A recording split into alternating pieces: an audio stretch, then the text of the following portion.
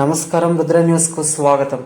జాతీయ మాల మహానాడు ఆధ్వర్యంలో గురువారం రోజున సిద్దిపేట జిల్లా గ్రంథాలయ చైర్మన్గా నియమించబడిన కేడం లింగమూర్తికి సిద్దిపేట ప్రెస్ క్లబ్లో శాల్వాలతో ఘనంగా సన్మానించారు. ఈ సందర్భంగా కేడం లింగమూర్తి మాట్లాడుతూ, అంబేద్కర్ అడుగుజాడల్లో నడిచి వారు ఇచ్చిన హక్కులను కాపాడుకోవాల్సిన బాధ్యత మనందరిపై ఉందని తెలిపారు. సంఘం చేపడుతున్న కార్యక్రమాలను ఈ సందర్భంగా అభినందించారు. ఈ కార్యక్రమంలో రాష్ట్ర ప్రధాన కార్యదర్శి వెన్నెరాజు, రాష్ట్ర పోలీస్ బ్యూరో కన్వీనర్ ర్యాకం శ్రీరాములు, సాంస్కృతిక సారథి చైర్మన్ ఎల్క దేవయ్య, రాష్ట్ర కార్యదర్శి బుట్టి సత్యనారాయణ, జిల్లా వర్కింగ్ ప్రెసిడెంట్ మండల యాదగిరి, సిద్దిపేట సదరు మాల సంఘం నాయకులు, ఉస్నాబాద్ నియోజకవర్గ convener R Kishore, media cell convener Jala Srinivas, Jai Bhim సైనిక్తలు Husnabad మండల అధ్యక్షులు దుండ్ర సుమన్, అక్కన్నపేట మండల బాధ్యులు వెంకటస్వామి, బంధుమిత్రులు, మాలకుల బాంధవ్యులు, మాలకుల యువత తదితరులు పాల్గొన్నారు.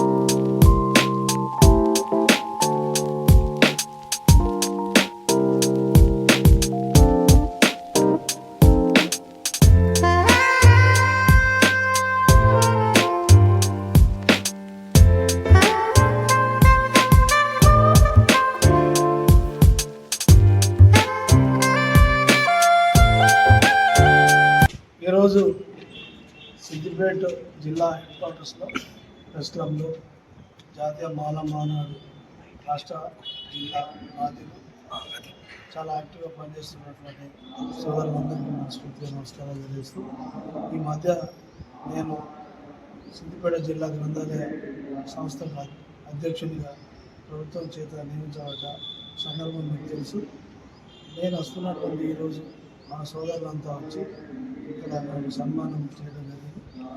మీరందరికీ మనస్ఫూర్తిగా నమస్కారాలు, శుభాకాంక్షలు తెలియజేస్తూ, ఈరోజు జాతీయ గ్రంథాలయ దినోత్సవం కాబట్టి వారం రోజులు నడుస్తూ ఉంటే 20వ తారీఖు దాకా మీరు కూడా తప్పకుండా గ్రంథాలయానికి, సిద్దిపేట హెడ్ జరిగే గ్రంథాలయానికి వచ్చి మేము వారం రోజులు చేసేటువంటి కార్యక్రమాలు ఒకసారి పాల్గొని మన డాక్టర్ బాబాసాహెబ్ అంబేద్కర్ గారు ఏదైతే చదువుతూనే జ్ఞానం వస్తుంది, జ్ఞానం వస్తే అందరికీ సహాయం చేయొచ్చు అనేటువంటి ఆలోచన తను చెప్పిండు.